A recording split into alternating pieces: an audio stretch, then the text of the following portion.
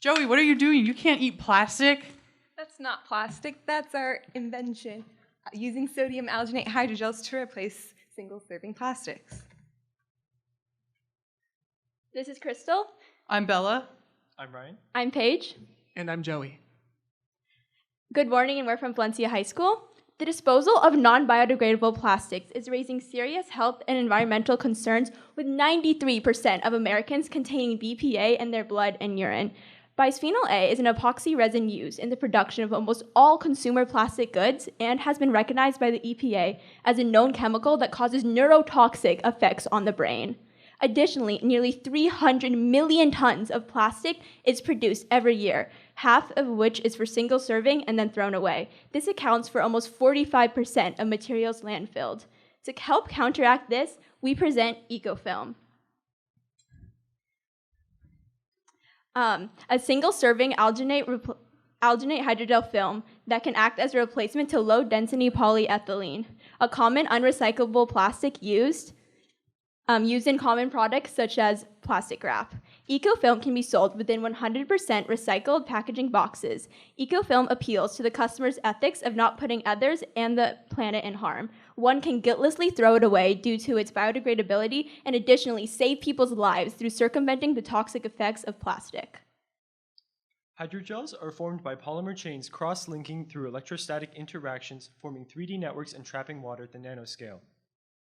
The proposed hydrogel would consist of a sodium alginate and calcium lactate solution. Sodium alginate is a natural polysaccharide derived from brown algae. The liquid hydrogels would then be dried using evaporation to turn them into a usable film. Since the hydrogels can be naturally evaporated, the process would be more environmentally friendly due to lack of artificial heat and power or energy needed to make the product. In experimentation, our samples have sustained little change over a 2-month period, and we project that they will last for much longer and have a longer shelf life, as literature suggests that alginates and hydrogels of this type can last anywhere from 6 months to 2 years. Furthermore, additives and coatings can be added to allow them to be used in various conditions as well. Our target customers would be high-end grocery stores such as Whole Foods. Although these stores are generally more expensive, they are successful in selling environmentally friendly alternatives to everyday plastics, and they are still notably profitable. Whole Foods has a profit margin of 4.33%, which is 150% more than Walmart's profit margin of 2.91%. Additionally, the bioplastic industry is said to reach $32.24 billion by 2024 because of increasing popular demand for environmentally friendly products. Current environmentally friendly alternatives to plastics are bioplastics and reusable wraps, but these are not as advantageous as our hydrogels because not all bioplastics are 100% biodegradable in different environments, and since some are meant to be reused, they need to be washed and they are prone to harboring germs, which can make them more unsanitary. Additionally, our hydrogels are 100% edible and they are malleable, and they can 100% biodegrade in any environment. Our budget needs are relatively simple. We used local office costs and average salaries of lab technicians and a human resources representative, along with estimated equipment costs, to calculate a monthly budget of $13,231, which we calculated is $159,000 per year. As a company, we request these funds to have a year's worth of time to learn to make these hydrogels most efficiently and get our name into the common household. So the first thing we would do would get a patent for these hydrogels, and then we would use them to replace single-serving plastics for foods such as the films on top of ramen, frozen dinners, and K-cups. And then within a year after getting the patent, we would then work to replace grocery bags and Ziploc bags. And then 3 years later, we would later work into getting for non-food items such as shipping and items like that. Thank you.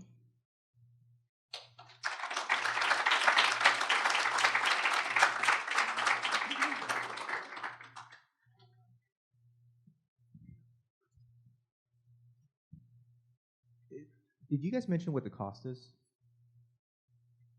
No, we did not. But we have calculated using the materials in the chemicals used, that it would be about 22 cents per square foot of this film, leading to a $22 cost for a sheet or a roll of 100 feet.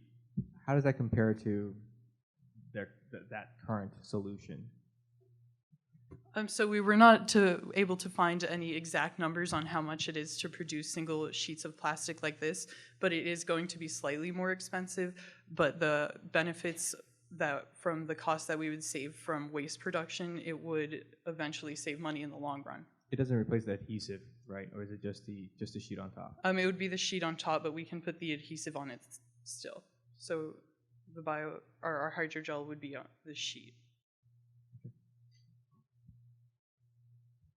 So there's a lot of bioplastics that people are starting to use. So Trader Joe's, all their bags are now those weird green bags that are biodegradable. So how are your bioplastics different from the other products that are currently just getting out there in the market? And if there are similarities, is this patentable? So ours differ because, one, the process of making them, it can be done using just natural evaporation and doesn't need any additional energy to be added through like the use of like power plants or something like that. And it is also edible and completely biodegradable, so it can be released into the environment with no worry about it affecting the animals that live there or something like that. So going back to your target market, you mentioned Whole Foods. Is there a reason why you're not targeting like the producers for instant noodles or the other yogurt that you passed around? That's obviously a higher yield product area. So because it is slightly more expensive, we would have to start off somewhere that would be willing to sell it. But as we would be able to grow our company and get costs down, then we would go into manufacturers of the films. In your business plan, you mentioned that you thought you could pay lower wages because you were a startup company. How are you going to attract your employees in what is a very tight job market? And have you thought about other forms of compensation that might help you find really good employees?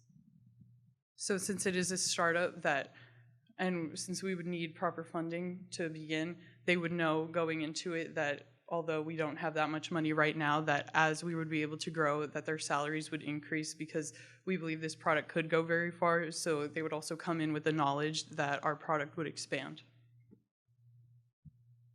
So are you going to offer them equity in your company in exchange for lower wages?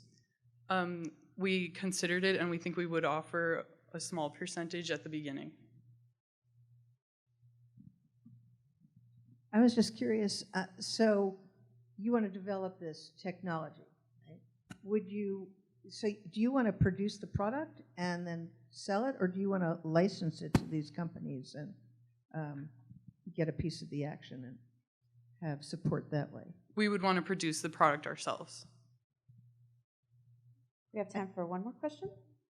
Or two One- more? one Okay, point two more five. questions. So my question is the rigidity or flexibility of the material. Is it as strong as the current alternative solutions? Is it stronger, weaker?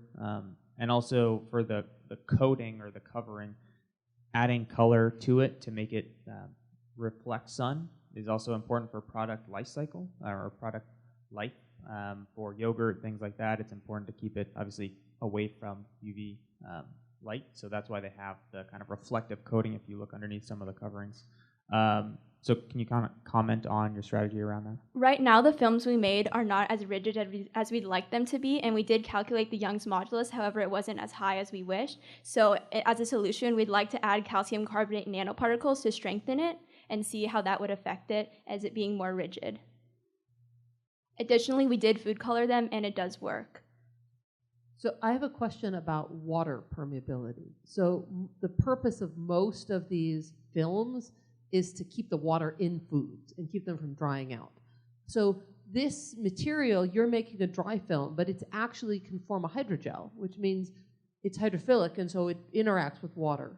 So is it going to swell with water, and is it going to keep water in foods? What do you petroleum-derived products are bad because they're based on petroleum, but they're really hydrophobic, and so water doesn't go through them, which is an advantage for packaging. One aspect of our hydrogel is it is moisture permeable, so it does have preserving qualities. Additionally, it does swell with water, so that could act as the adhesion, as you mentioned before, to sticking to like the product. And additionally, we could experiment with adding a super hydrophobic nano coating to make it waterproof. Okay. Oh, is there one more very quick question? Nope, we're good. Okay, thank you guys. Thank you.